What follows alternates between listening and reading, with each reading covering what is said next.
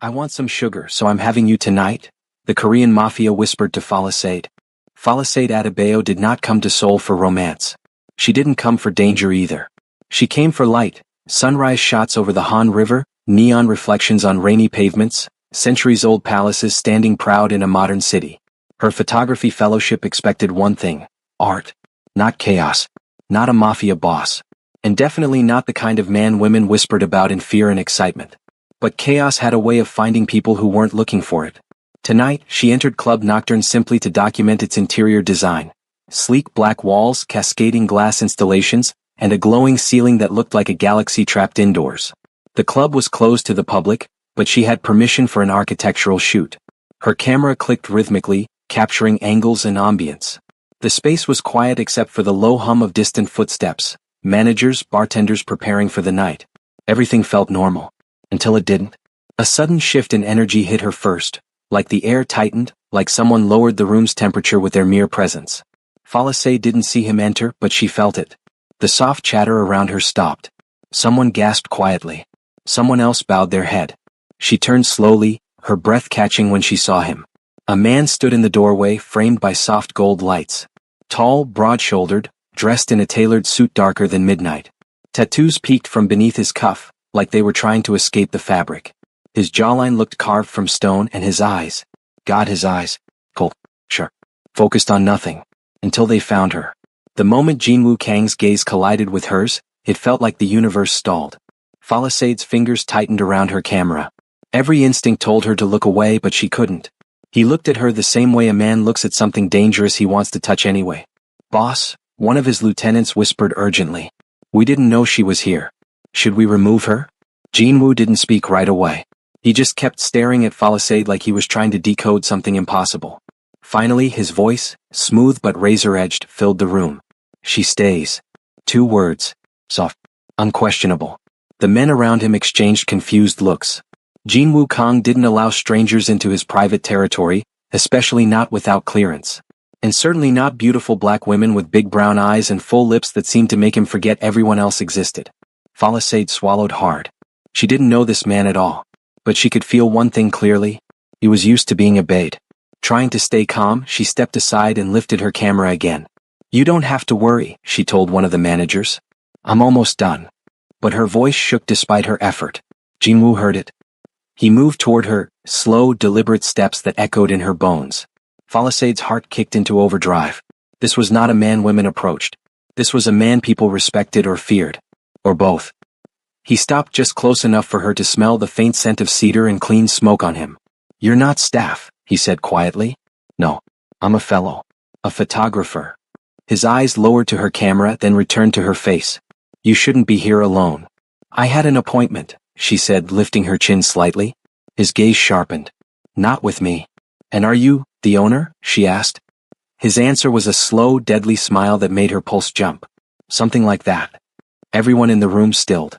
Falisade didn't know who he really was. Not yet. But she could feel it, like a vibration under her skin, that this man wasn't normal, wasn't safe, and she wasn't sure whether she needed to leave, or if it was already too late. Because Jinwoo Kang wasn't just looking at her now. He was watching her, studying her, like he had just discovered the first sweet thing in a world built on bitterness. Falisade didn't plan to be intimidated today. But Jinwoo Kang standing in front of her, close enough that she could feel the heat of his body, had a way of rearranging her plans, her pulse, even her breath. He didn't touch her. He didn't need to. His presence wrapped around her like a dark, invisible hand. Falisade took a cautious step back, clutching her camera to her chest. "I was told the place was empty for today's shoot." "It was," he said, voice low, deliberate. "Until I arrived." She tried to keep her tone steady. "Well, I'll finish quickly and leave." He tilted his head, studying her with a level of intensity that felt almost invasive. "Do you always walk into unknown territories without checking who owns them? It's a club, not a war zone." A slow smirk curved his lips. "In my world, they're the same." Her heart stumbled. Was he joking? Was he serious? But his eyes, dark, unreadable, didn't look like a man who joked. Jinwoo stepped closer, forcing her to tilt her head up to hold his gaze. He was taller up close, broader, more commanding than she realized. "You're trembling," he murmured. "I'm not," she whispered, even though she was. A lie. He saw through it instantly. His gaze dropped to her hands. Her fingers were shaking slightly, her breath unsteady. It's good, he said quietly. It means you're smart. Fear keeps people alive. Something about the way he said it sent chills skating down her spine. Why are you talking to me like this? She asked. Like I've done something wrong?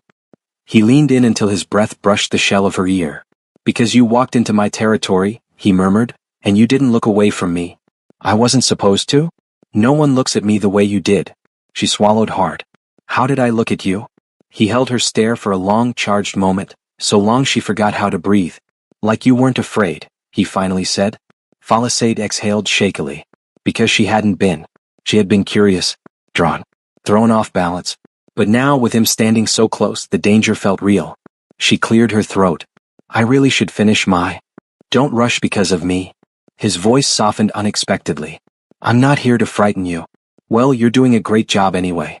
His lips twitched. Then let me correct it, he said. He stepped back, not far, just enough to give her room to breathe. The small gesture was so unexpected that her chest loosened. Jinwoo turned slightly, addressing his men without looking away from her. Everyone out. They froze. Boss. I said out. The room cleared fast, leaving only the two of them. The silence that followed was thick, too intimate for a space as vast as the club. Better? He asked. No, she admitted. Worse. This time he actually smiled. Not a smirk, not a warning, but a real, soft, fleeting smile. I don't get that reaction often, he said. What reaction? You're not trying to run. I don't run from strangers. I'm hardly a stranger, Palisade. Her breath caught. How do you know my name? He slipped his hands into his pockets. My men did a quick check. You entered my domain. I had to know who you were. That's invasive. That's protection. Of who? She whispered. His gaze deepened. Of you. Her pulse skipped. Why me? She whispered again, because it didn't make sense. She was nobody in this city. But Jinwoo stepped closer once more, and this time he didn't stop until he was mere inches away. Because, he murmured softly, from the moment you looked at me, I wanted something. Her lips parted, breath trembling. He lowered his voice further, almost a confession. And I don't like wanting. She shook her head slowly. No. You don't get to want me. His eyes locked onto hers, dark, hungry, certain. A soft, dangerous smirk formed. Too late, he whispered. I already do. The air between them tightened, thickened, ignited. Palisade's heart hammered as she realized. This wasn't the end of something dangerous. This was the beginning. For 2 whole days, Palisade avoided Club Nocturne, avoided downtown Seoul, and avoided anything that could remotely look like a handsome, dangerous Korean man with sharp eyes and a sinful voice. But Jinwoo Kang wasn't the kind of man you avoided. He was the kind of man who found you. Even when you didn't want him to. Even when some secret, reckless part of you did. The hallway encounter. It happened on a quiet evening, the kind of evening where Palisade just wanted to eat, shower, edit her photos, and pretend her life wasn't turning into a Korean mafia drama. Her hands were full of grocery bags as she walked down the hallway of her apartment building. The fluorescent lights hummed softly overhead. Then she saw him. Her breath fled her body.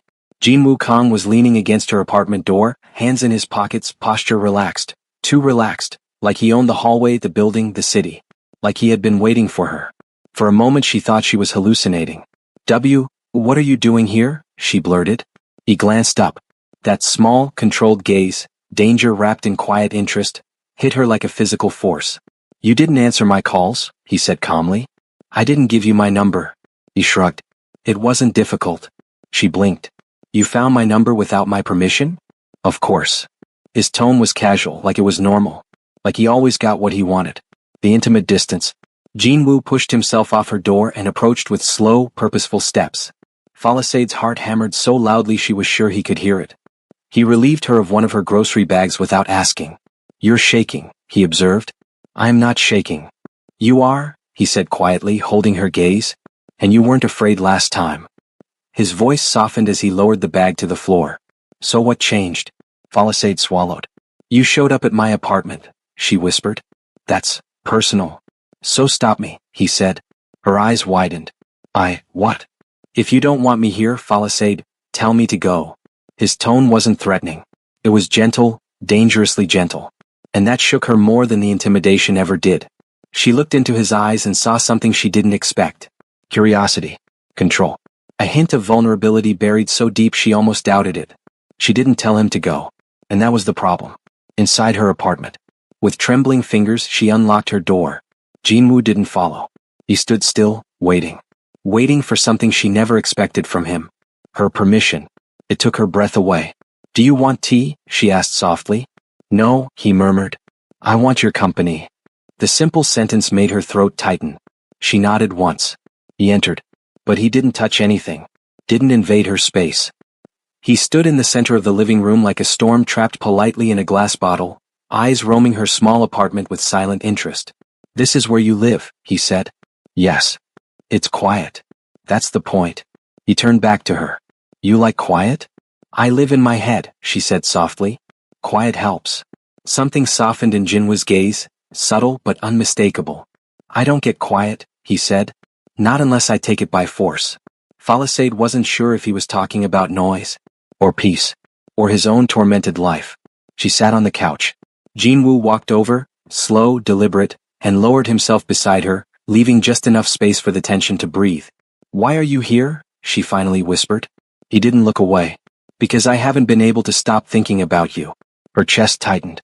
"And that hasn't happened to me in a very long time." The unexpected confession. Palisade's voice wavered. "Jinwoo, you don't know me."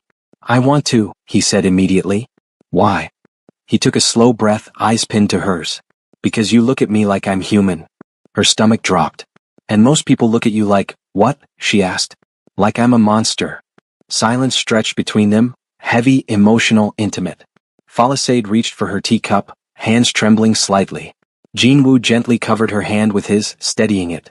The contact sent a bolt of electricity up her arm. "Palisade." She lifted her eyes. "I don't want to scare you," he said. His voice was low, rough, honest. "But I can't stay away." Her breath hitched. The shift neither of them expected. For a heartbeat, she considered pushing him away, telling him he was dangerous, that she didn't want this. But the truth crawled up her throat before she could swallow it. She didn't want him to leave. And that terrified her more than anything. The room felt smaller. His presence louder. Her pulse faster. She whispered, barely audible. "I don't know what this is." Jinwoo's gaze darkened, but not with threat. With something far more dangerous. "What?" "Neither do I," he murmured. "But I know exactly how it started." "How?" His eyes traveled slowly, deliberately, from her lips to her throat to her eyes. "The moment you refused to look away from me." Her breath staggered. "And I realized," he added softly, "that was the first time someone wasn't afraid. This was no longer curiosity. No longer coincidence. No longer harmless. This was the beginning of something neither of them had control over. Something dangerous. Something magnetic. Something they couldn't walk away from. This was the night everything changed." Palisade had never realized silence could feel like pressure. But here, in her small apartment, sitting on the couch with Jinwoo Kong beside her, the quiet wasn't peaceful. It was charged. It was warm. It was dangerous. She wasn't sure if she was breathing normally anymore. Every inhale felt too shallow, every exhale too shaky. Jinwoo sat close, close enough that she could feel the heat from his body but not touching her. He wasn't crowding her. He wasn't forcing anything. And somehow that made everything worse. Because if he had been aggressive, she could have dismissed him. Pushed back. Fought it. But this gentleness, this patience, that was the part that scared her. It made him real. Made him human. Made him tempting. The conversation they shouldn't have had. "You seem uncomfortable," Jinwoo said quietly. "I am," she admitted. "Because of me?" She hesitated. "Yes." He didn't flinch. Didn't take offense. Instead, he looked at her with that unreadable stare again, like she was a rare piece of art he didn't want to damage but desperately wanted to understand. "How far does your discomfort go?" he asked softly. "Do you want me to leave?" Her lips parted. The rational part of her screamed say yes. But the words that left her were something else entirely. "No." Jinwoo's eyes darkened, slow, warm, aware. "Then you're not uncomfortable," he murmured. "You're conflicted." Her breath caught. "Why do you talk like that?" she whispered. "Like what?" "Like you're reading my mind." He leaned slightly closer, voice dropping a full octave. "Because you're very easy to read." "I am not." "You are," he said, his gaze roaming her face. "You're careful. You're nervous. But you're curious too. Very curious." "I'm not curious about you," she lied. His lips curved, not a smile but something more intimate, like he saw through her even as she tried to hide. "You're curious," he repeated, softer. "Enough to let me in." She swallowed hard. "You asked." "I didn't," Invite. Your door was open, Falassade. His voice was velvet. You let me step inside your space. Your world. It was polite. It was permission. His eyes held hers. And I don't take your permission lightly. A shiver ran through her. Why did his voice feel like it was touching her? A glimpse of his darkness. Falassade shifted, hugging a cushion to her chest for protection. You keep saying things that make me nervous, she whispered. That's not my intention. Then what is? He exhaled slowly, looking away for the first time since entering her home. His jaw tightened, just enough for her to notice. I don't speak about intentions often, he muttered. She tilted her head. Because you don't have them? Because my intentions, he said, eyes flicking back to hers, usually hurt people. That admission landed heavy between them. She didn't know what he meant. Didn't know how literal it was. Didn't know if she should fear him more, or feel sorry for him. Jinwoo, she whispered, what exactly do you do? His gaze hardened. You don't need to know. That's not comforting. I'm not here to comfort you. His voice lowered. I'm here because I didn't want to stay away. Her heart thudded violently. The moment he couldn't fight anymore. The air shifted again, thicker, warmer, more dangerous. Jinwoo leaned closer, slow enough that she could pull away if she wanted. She didn't move. He lifted a hand. Paused. Waited. When she didn't stop him, he touched her jaw with the back of his fingers, soft, deliberate, reverent. Falassade's breathing stilled. His touch was barely there, yet she felt it everywhere. You're sweet, he murmured, voice dropping into a husky whisper. Too sweet for someone like me. Don't say things like that, she breathed shakily. Why? Because, she swallowed, because it sounds like you want me. He leaned in so close she felt his breath against her cheek. I do. Her pulse exploded. You shouldn't, she whispered. I know. His voice was a quiet confession. But wanting doesn't ask permission. The whisper that changed everything. His hand slipped from her jaw to the back of her neck, fingers brushing her skin gently, tenderly. Falassade froze, not in fear but in something more dangerous, anticipation. Jinwoo's forehead touched hers, closing the world down to just their breath, their warmth, their trembling. She whispered, Jinwoo? He exhaled shakily, like he was losing the internal battle he'd been fighting since the moment he saw her. His lips brushed her ear, barely a touch, but enough to shatter something inside her. I want some sugar, he whispered, voice deep, low, sinful. Her breath stalled. He finished slowly, each word brushing against her skin. So I'm having you tonight. Her entire body trembled, fear, desire, disbelief all tangled together. She wasn't sure if she should run or fall forward. Jinwoo pulled back slightly, eyes dark, intense, burning. But only, he added, voice raw, if you want me to.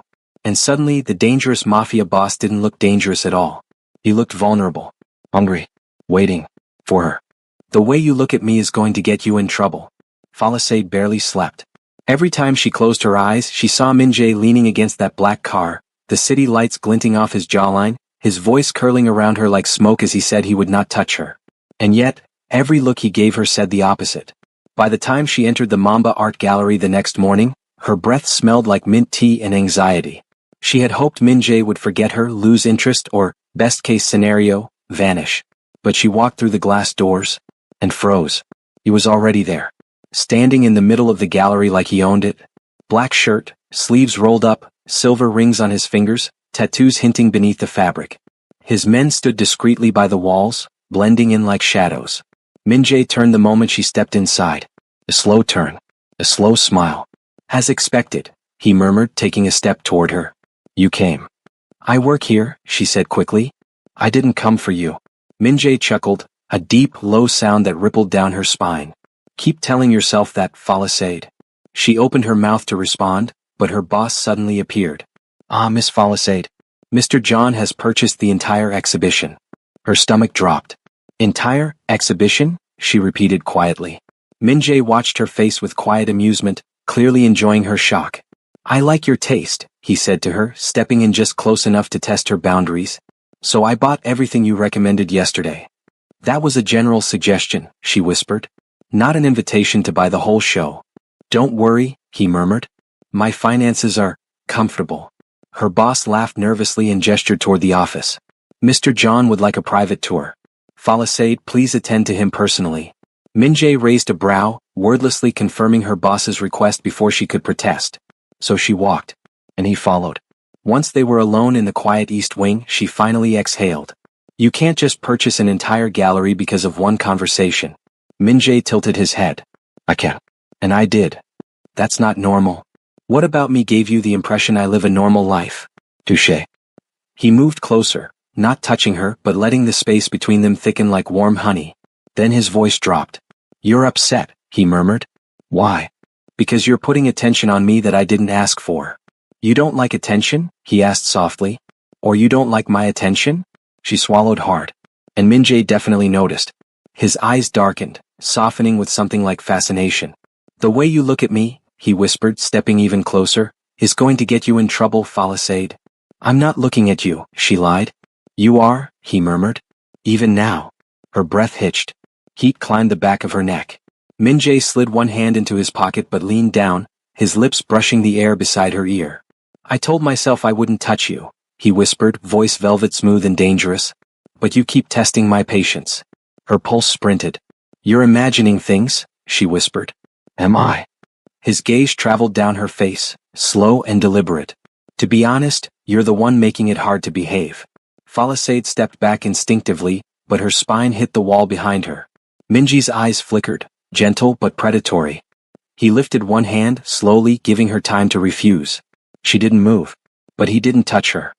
He simply placed his palm against the wall beside her head, leaning in while keeping a thin, electric slice of space between them. I can smell your perfume, he murmured. It's distracting. She tried to steady her voice. You're doing this on purpose. He gave a small, sinful smile. I warned you, he whispered. I warned you not to tempt me. And you said you were going to avoid me. I lied. Silence thickened. Her heartbeat grew too loud. His gaze grew too focused.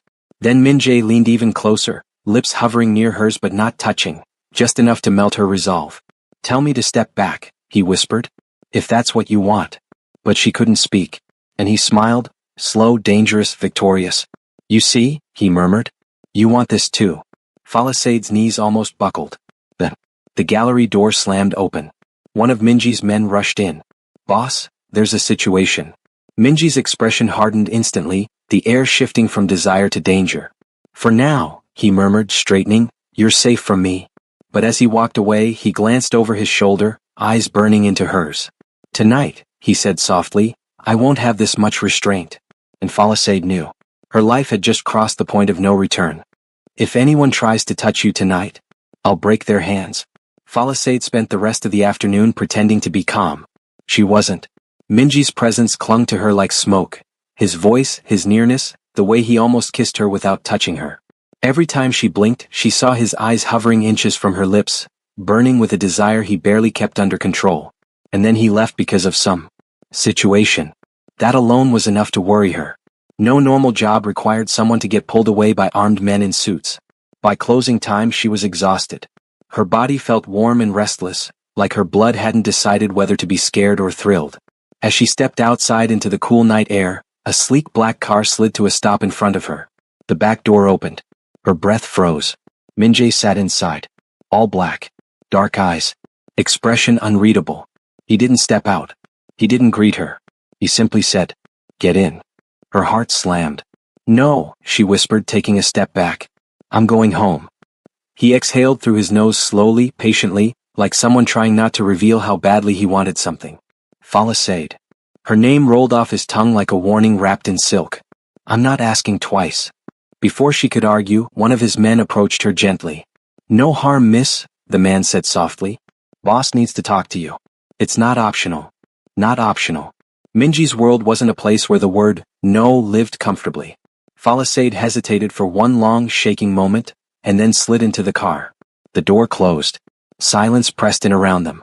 Min-jae didn't look at her immediately. He stared straight ahead, jaw tight, hand tapping lightly against his knee. His sleeves were rolled up again, revealing veins and tattoos that made him look powerful, lethal, breathtaking. She swallowed. What happened earlier? Your men said. He cut her off quietly. You're trembling. She blinked. I'm not. Min-jae finally turned to face her fully. His gaze traveled from her eyes to her lips, then to her hands, shaking in her lap even though she tried to hide it. He leaned in, speaking low. Don't lie to me. Her breath stuttered. It's been a long day, she whispered. No, he shook his head slowly. You're scared of me. She opened her mouth but nothing came out.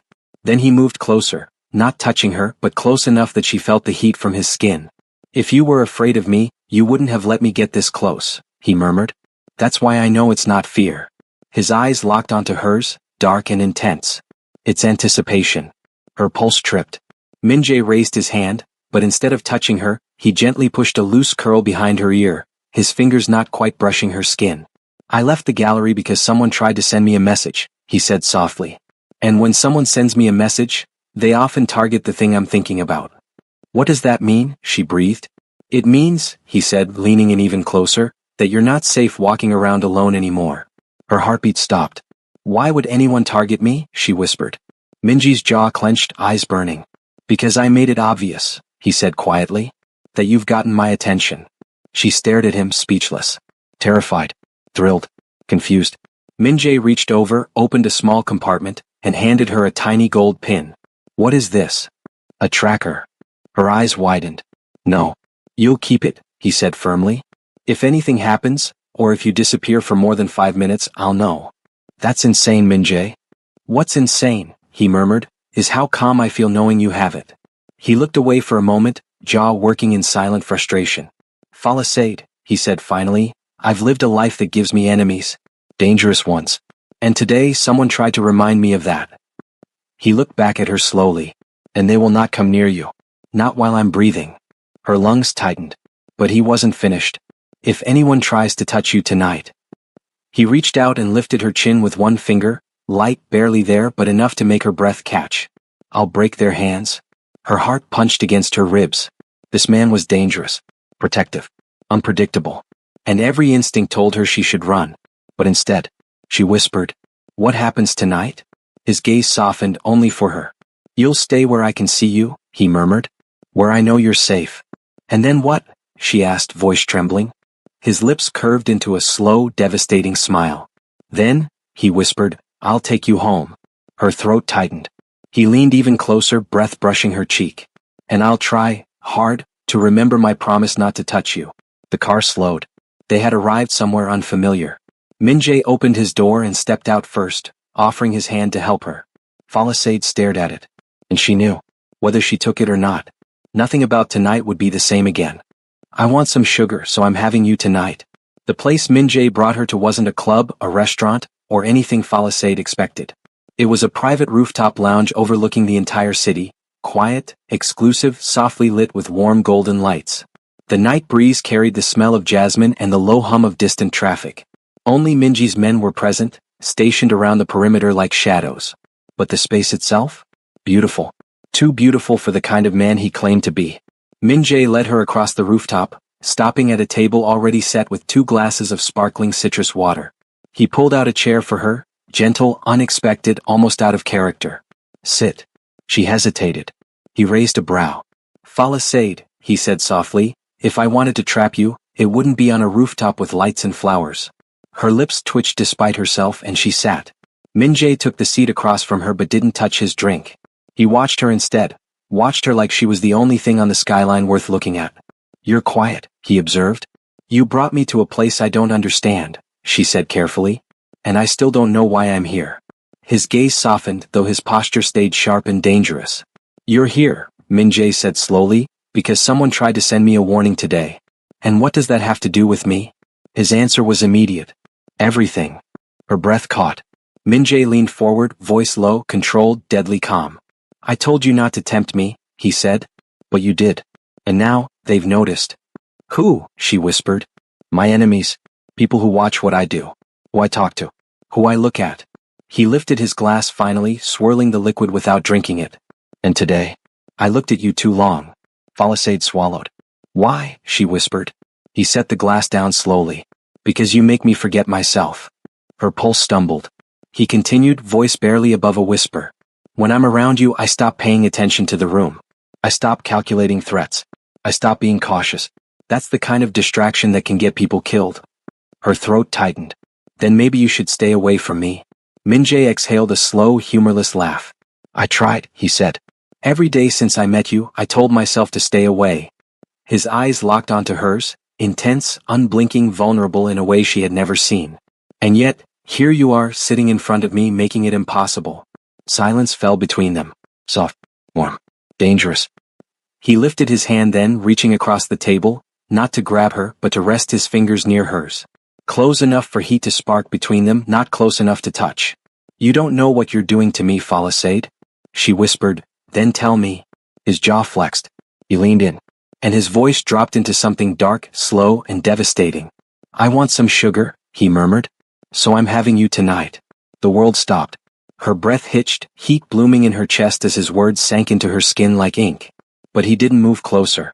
He didn't touch her.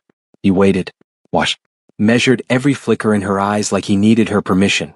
Falisaid's voice trembled. You said you wouldn't touch me. Minji's eyes softened with something that almost looked like regret. I said I wouldn't, he whispered. Not that I didn't want to. A slow, fragile breath escaped her. What changed? You, he murmured. You kept looking at me like you wanted to know what would happen if I stopped holding myself back. Her heart thudded painfully. You're dangerous, she whispered. He nodded once. Yes. You're intense. Another nod. Very. And you attract trouble. The faintest smirk curved his lips. Constantly. She shook her head. Minjae, this is madness. He leaned even closer, voice brushing her ear like a secret. Everything about you drives me a little mad. Her pulse hammered. Then, he finally touched her. Soft, careful. A single finger under her chin. Not demanding. Not forceful. Just claiming. Her breath stilled as he lifted her face to his. I'll protect you, he promised quietly. From them, and from myself. Falisaid's voice was barely audible. And if I don't want protection? His thumb brushed the corner of her jaw, gentle enough to melt her bones. Then, Minjae whispered, God help me. I'll give you everything you're asking for. Her body reacted before her mind caught up, leaning into the warmth of his touch. He inhaled sharply. That was all he needed. He lowered his forehead to hers, exhaling a shaky breath he'd been holding for too long. Your trouble? He whispered. So are you, she whispered back. His lips hovered over hers. Not touching. But so close. Falisaid, he murmured, if I kiss you now, I won't be able to stop. Her fingers curled against the table. Then don't stop, she breathed. Minji's composure shattered. He tilted her chin up. But right as his lips were about to touch hers, gunfire exploded in the distance. Minjae snapped back instantly, eyes cold and sharp as a blade. His men rushed toward them. Boss. They found the rooftop. Minjae stood, fury burning through every line of his body.